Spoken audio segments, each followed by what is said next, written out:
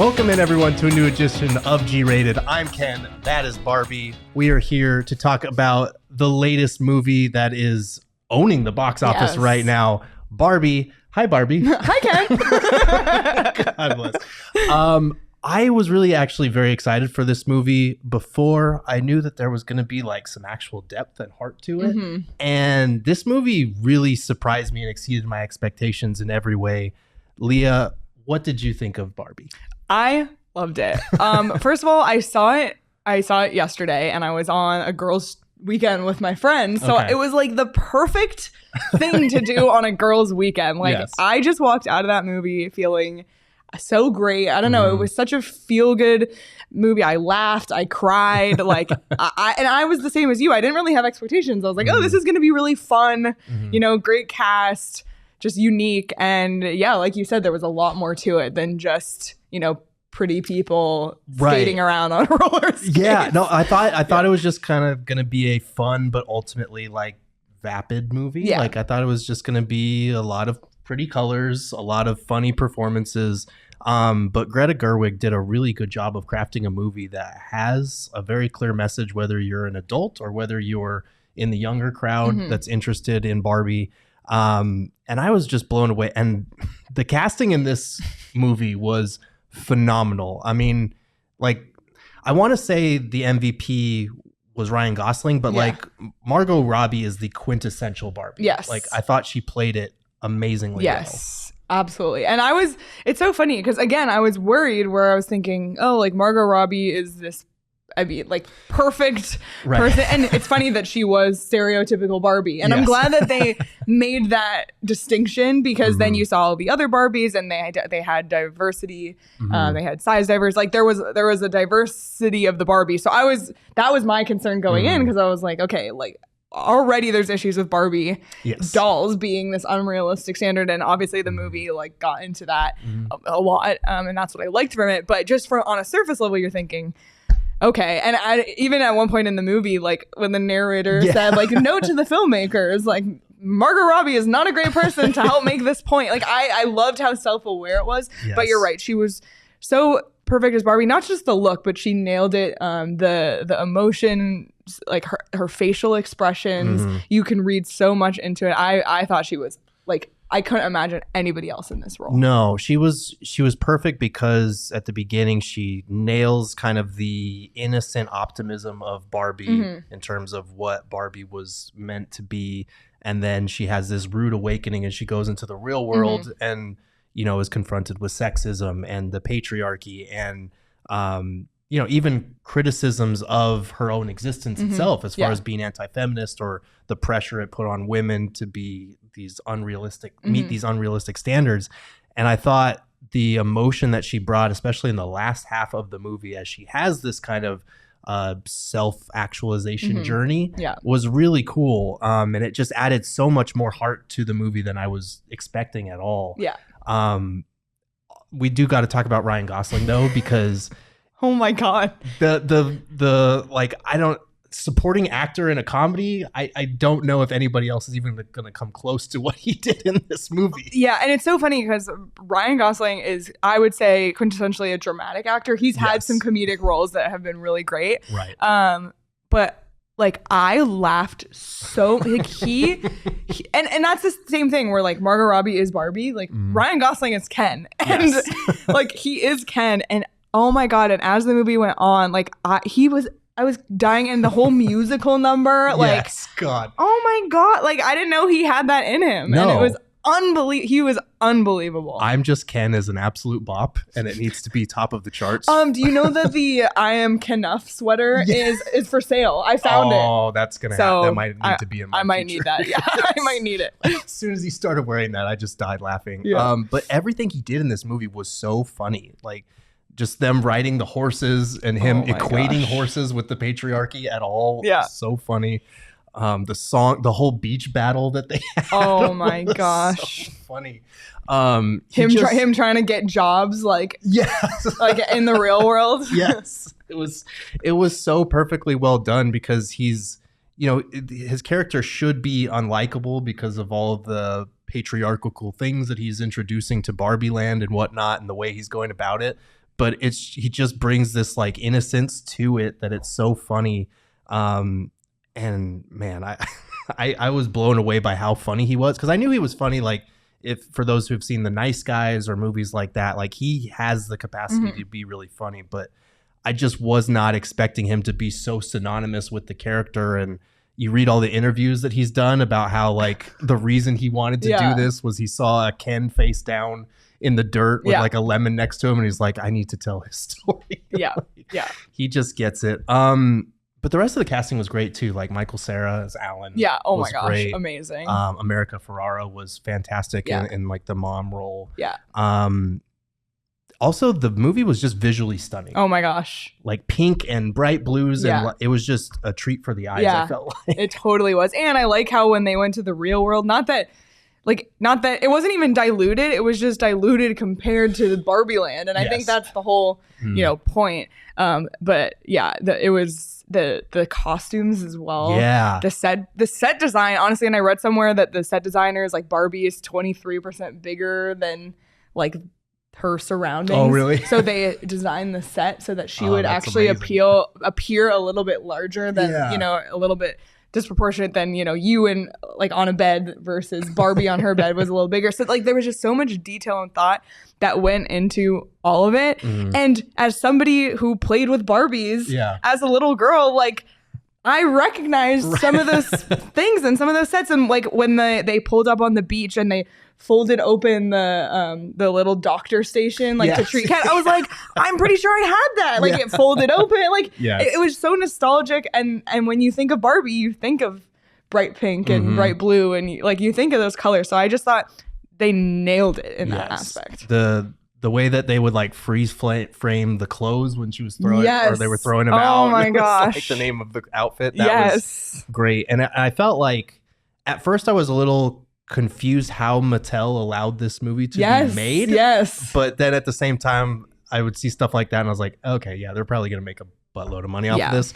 But it was still surprising the things that they were able to get away with, because it does not shy away from Mattel's kind of unsavory history with a lot of the products they rolled out or dialed back. Yeah. Like it was all the discontinued Barbies and Kens. Yes. It really did not hesitate to dive into that stuff. And I think that's why I appreciated it so much, because if it had just been kind of like another corporate IP blockbuster, like meant to sell toys, it was very self-aware. It was. Yeah. It was. And it's self-effacing too. Yeah. I appreciated that. And like I said, it had the heart, because that scene with Margot Robbie on the bench with the elderly woman was like Greta Gerwig said that they tried to get her to cut that and she refused. She was like, if we cut that scene, I don't know why I'm doing this movie.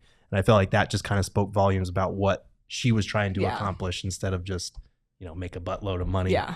Do you have any complaints, concerns with the movie?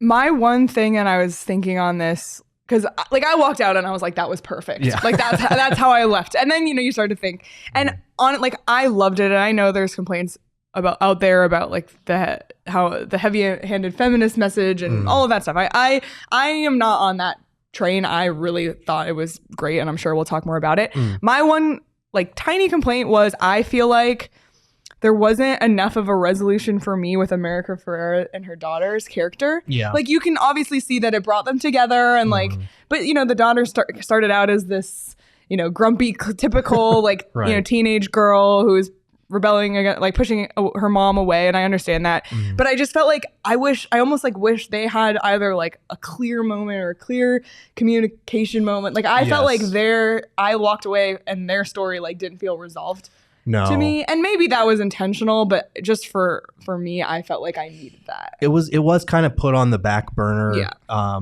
In a way that their relationship was sort of an entry point into all the craziness of Barbie Land and its impact in the real world. And it did felt like it showed them hugging each other when they voted to, return the government back to the way it was. Yeah. But that was kind of, you're right. That was kind of it. And I actually hadn't really thought of that. Just because the story was so focused on Barbie, but I felt like if you're going to introduce characters like that, you should probably resolve it a little bit more. The Will Ferrell character, I love Will Ferrell, but a lot of his jokes in this were just not that funny to me, and it felt like his character was just kind of unnecessary. Yeah. Did you What did you think? I felt like his character made more sense when in the real world, like when he came into Barbie Land. I was like, okay, they didn't really need to do that, right? Like that felt a little bit superfluous to me. But I felt like in the board, like even if Will Ferrell was in it and it was more of like a quote unquote cameo role where he's the CEO, because it like for them to walk in the room and it's a boardroom full of men, like that needed to be seen. I think Will Ferrell, like. I think it's hilarious. I really laughed out loud when he was like, I have friends who are Jewish. Like that killed me. So I get it. I agree in the sense like when they really had no place coming into Barbie Land, like that added nothing. You know, if they just stuck on the outside world, that would have been good enough for me. Even the whole chase, like them chasing Barbie in the building, like that whole sequence is hysterical. So I liked him in the real world. I just didn't see the place for him like to come to Barbie Land because them coming solved nothing, added no tension. So yeah, but I liked it in the context of the real world. You're right. I feel like if they had just kind of dialed that role back a little bit and made it a little bit more, I don't want to say sinister because it is supposed to be, you know, a fun movie. But just a little bit more play on that effect of like, this is a boardroom full of men talking about, I think he put it funnily, like little girls' hopes and dreams. Yeah, and stuff in like the least that. creepy way. Yeah, in the least creepy way, But yeah, to your point, I felt like, because we were talking with Craig about this as well, the heavy-handedness of some of the messages. And I felt that in some sections, but at the same time, Craig also mentioned this, and I agreed completely that like, maybe it's okay if it's a little heavy-handed because that's how I feel. Younger kids are going to see this, boys and girls. And I think the messages that are conveyed in this are good, obviously. And I think it's okay if they're a little on the nose for a younger audience and also for an older audience that still doesn't get it. Like there are so many people that we've seen that are going to see this movie and reviewing it as like woke or like anti-masculine. And it's like, okay, so you didn't really get it, did you? So that is frustrating. And that's why maybe it's okay that it came off strong because it needs to be strong. I agree. And there's not a lot of movies out there that have this message. You know, and like I got so emotional in America Ferrera's like monologue when she finally she just like went on that whole rant. Right. And it was putting words to thing as like a woman that I feel and don't even realize that I feel. And like I was so emotional during that scene because it's so true. And just to see like And that's the thing that it's ironic when men walk away and they're like, oh, it's anti-man. It's like, this is what it's like to be a woman every single day. Every single day. Like we just deal with stuff that like if it got reversed, like a man would freak the F out. And clearly we're seeing it happen by these men like freak out watching it and saying, oh my God, that was so anti-man. And the thing is, like, it wasn't anti-man. It was structures of the patriarchy. And that's not like an attack on men. And what I like that the movie did, because I did have the thought at the end, like it would have been 100% woman propaganda if the Kens at the end went back to the Kens they were before. Right. But I think that the fact that they allowed the Kens to like have like, hey, you need to think for yourself. Like, who are you? What do you have to offer besides just me? Because there's so many movies where the only female characters are the love interests of the man, and they're just doing stuff to attract them, like to be attractive to the male main characters. And it was so refreshing to see the flip side, to see Ken like groveling over Barbie and her not giving a shit. Like that was so refreshing to see on screen. But at the same time, like the Kens also had their awakening, and for that, you can start at a lower level of government, just like women. Like that's what it is. Like let's turn it on its head so that and maybe you don't like it because it's uncomfortable for you, but as a woman, like that's just how it is. So here, like see what it's like on the other side. No, I thought it did a really nice job of shedding light and pointing out to men and like sticking your face in it. Like this is kind of what it's like. Like if you're having a strong reaction to it, maybe think about the other side of the way things actually are in the real world. And it wasn't anti-masculine in any way, because like you said, the whole point of Ken's journey was to think about himself in a context that was not, you know, at the very beginning, he's introduced as Ken has a good day if Barbie says hello to him. And like at the end, it's all about who am I? And he's wearing the I am Kenough shirt and all this stuff. So it's very much, it's very anti kind of structural in terms of there being a power imbalance. Yeah. Because it does talk about it would have been one thing if like the Kens just go back to being oblivious idiots or whatever, but that's not what it was at all. So I really enjoyed it. I thought it did a nice job in little subtle ways like that of pointing those things out too. Any other final thoughts before we get into our scores? I just want to give a shout out to Kate McKinnon. Was hilarious. Yes. And like every girl is like, yeah, we all had a Barbie that we like absolutely destroyed. So just that whole character was hilarious. Yes. She had me laughing out loud too. Mm-hmm. So yeah, wanted to acknowledge that. As well. Always in the splits and so funny. That was great. So funny. Final score out of 10. I know what you're going to give because I read your little Instagram review, but I'm on the same page with you. It's an 8.5 for me. I loved this movie so much because of like the critique that I had earlier. It's like, I can't go full 9, right. but like I left it and I said, I would go watch this again. Mm-hmm. I would, when I have kids one day, watch that with my daughter, or my little cousins now. Like I would go see it again and again and again. So I loved it. But 8.5. Yeah. Spoiler. It's for you. Yeah, no, I'm an 8.5 as well. Yeah. I just thought it was so imaginative and creative and so much more than just, like I said, a movie meant to sell toys or to be another, movie franchise.